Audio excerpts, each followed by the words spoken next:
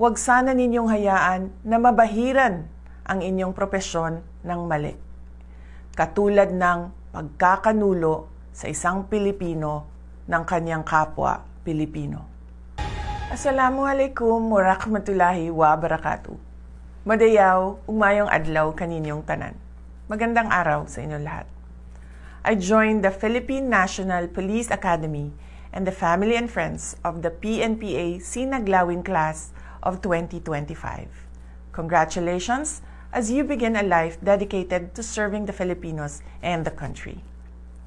Thank you for joining our brave men and women who, for choosing PNPA, have committed to enforcing laws and ensuring peace and order in our communities.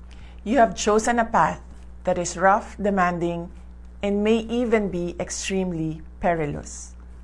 But this is the right path for you to meaningfully serve the country and demonstrate a sense of patriotism that is profoundly rooted on what is right for the Filipinos and the Philippines. Sa inyong kagitingan at kahandaan na tunay na magsilbi, sana ay lagi ninyong piliin ang tama. Huwag sana ninyong hayaan na mabahiran ang inyong propesyon ng mali. Katulad ng pagkakanulo sa isang Pilipino ng kanyang kapwa Pilipino. Walang kapatawaran ang pagsuko at pagpapakulong sa mga dayuhan ng isang Pilipinong naglingkod ng tapat sa ating bayan.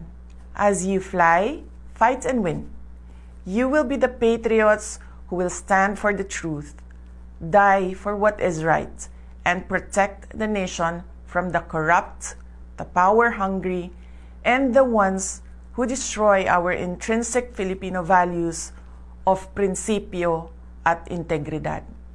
Just like those who completed this course before you, you are presented with a choice to become citizens who will uphold the interests of the Filipinos above all else. May you always be reminded of your courage and the incredible strength, will, and determination that made you the men and women that you are today.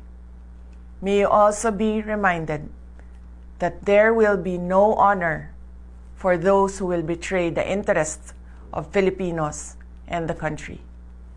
Ang lahat ng ating ginagawa ay para sa Diyos, sa bayan, at sa bawat pamilyang Pilipino. Syukran.